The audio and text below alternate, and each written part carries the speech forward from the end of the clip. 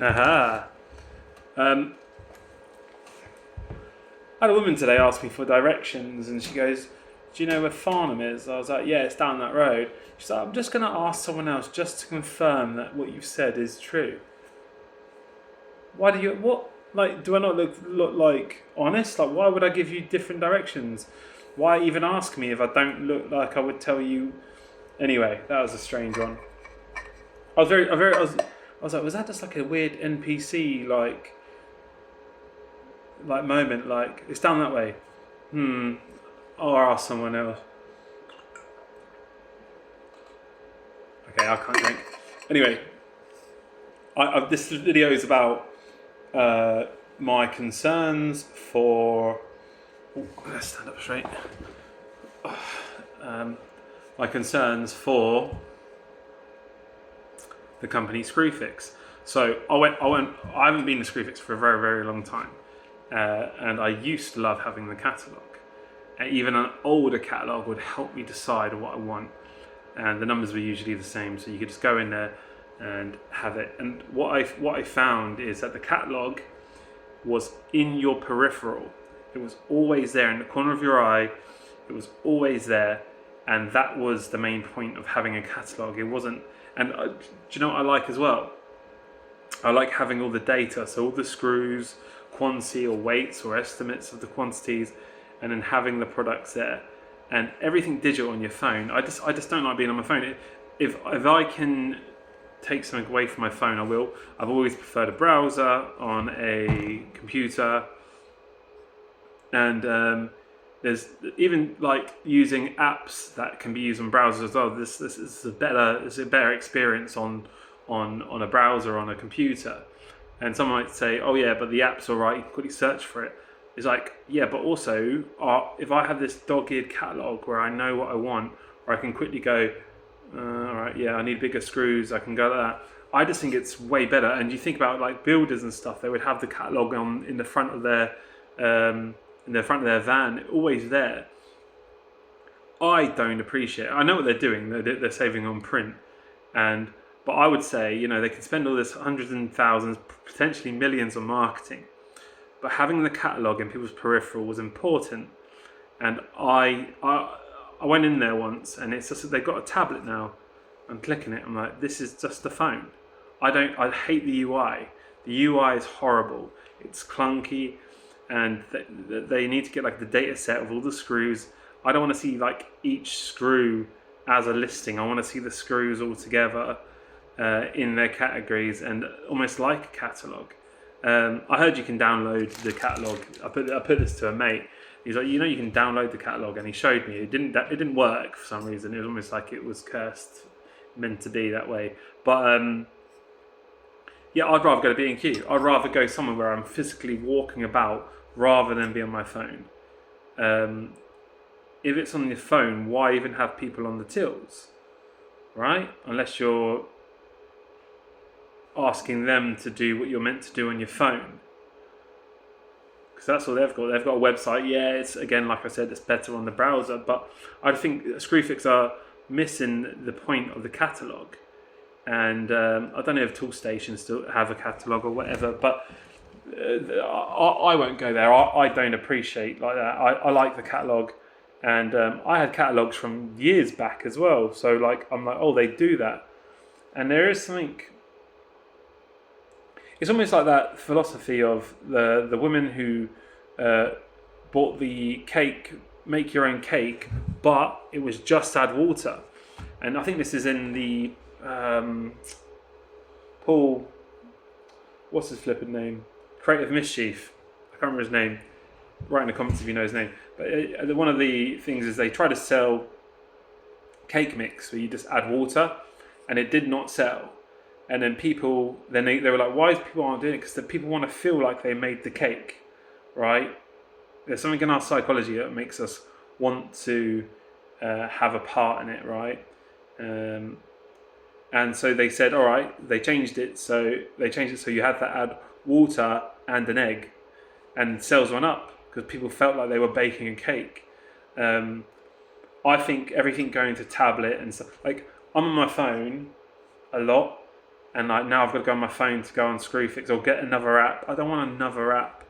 Do you know what I mean? Like, I think they have really missed a point with the catalog. They could do stuff with the catalog as well. They could have like, I know that Screwfix are quite like, they're into their customers and that, but they could have like, I don't know, keep your catalog competition. I don't know. Like, do you know what I mean? Like, and I know everyone's trying to be environmental as well, but you know, you're kind of snookered there because you're either on your phone or you're either. But they are quite creative with their marketing. But I will not go to Screwfix now. There's no point. There's no point. I'd rather go to B&Q. Unless something is there that's significantly cheaper. But I just don't see a point. I just don't see a point. And B&Q's further, but like B&Q have all their screws in a section where I can say, oh, that's the 50mm, that's the 60mm, the countersunk, all right, I have some of that. Like, it's almost like a catalogue, like the aisles of the thing. Instead of searching for something that you might not even know the spelling of, like you're like, oh, that's, you know, you might get like a power tool that flips soil. You're typing in power tool that flips soil, Mongolian warlord, but as a gardening tool. No, takes no prisoners. You know, like it's like a thing that flips the soil in your garden. I don't even know the name of it, but you know, now I've got to search that for that, and Google might be able to tell me that it's in Screwfix, but I doubt Screwfix search system was that good. But if it was the catalogue, right, I'll go to the power tool section or lawnmowers maybe. I don't know. I can't remember if Screwfix do lawnmowers. Boom, boom. All right, cool. I think they're missing it. They're missing the plot. And having it's like what the stickers do. Like someone has a sticker on their laptop. It's because it's always sort of like there, you know. And I think most marketing is just reminding people that they're there. I often see like adverts for companies that I will never buy, but it's almost like telling me that they're there gives them sort of a prestigious. Like they're like, we're here by the way, and we're not going anywhere. It's like, well, I'll never use you, but like, because maybe it's like something I'm not into or something, like a football thing or something. Like I just don't like football, right? And I'll be like, oh, that's the football company, you know, that, you know, that I'm guessing is the top football company, and their adverts to, you know, I'll never use them, but you know, I think, yeah. For me, like, they're making a mistake with the catalogue. I don't even know how long it's been without the catalogue. Someone will tell me that they've made £1 million trillion, but if they're just an online company with a retail section, they're just a collection point. I mean, I suppose they always have been, haven't they? Because it's never been a massive shop. I know what I mean. I like the physical catalogue. I'm annoyed I don't even have one anymore. Maybe, like I would say to them, if they ever for some reason watch this video, have a catalogue as an option that you can buy for like a donation or you know, post and packaging. Pay for the post and packaging, and at least that's a bit of revenue coming through to the company. And you know, maybe it's £4 for the catalogue. I think people will pay it. I think old boys will buy it. Like have it, and then also it makes the psychologicalness of buying something, and they will use it. It's like a loyalty card that you have to pay for. Guess what? You're checking that app every day for like an update or a little voucher or something because you're paying for it. The psychology of buying something, it goes back into, what is his name? In Creative Mischief, he talks about an exhibition that was free and no one went. The second they started charging £5 at the door, the queues around the corner. The psychologicalness of people paying for something gives it value. It's not necessarily the thing. It's people thinking that because they're paying for it, it has value. Or something that is priced a bit higher, they immediately think, oh, it must have higher value to the thing that isn't. It's psychological. I think having that psychological peripheral catalogue in your house or under the sink or in your van, it's always there. And I think that's powerful marketing. I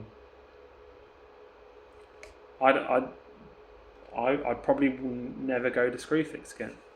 There you go. And I mean, I'm a normie as well, so like I'm not like a builder or anything. But if I'm looking for something gardening or light bulbs or something, I'll go somewhere where I can walk in, or like it's not even like a consideration. Talkstation maybe because it's right next to my garage, so. But I haven't been in there for a long time, so I couldn't even tell you if they're doing the same thing. But yeah, that's my beef with my beef with Screwfix, and there you go. If they're watching this, give me a shout. They probably have flyers and stuff, but it's not the same, is it? It's not the same.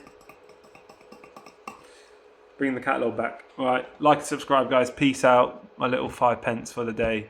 How do you turn this guy off? There you go.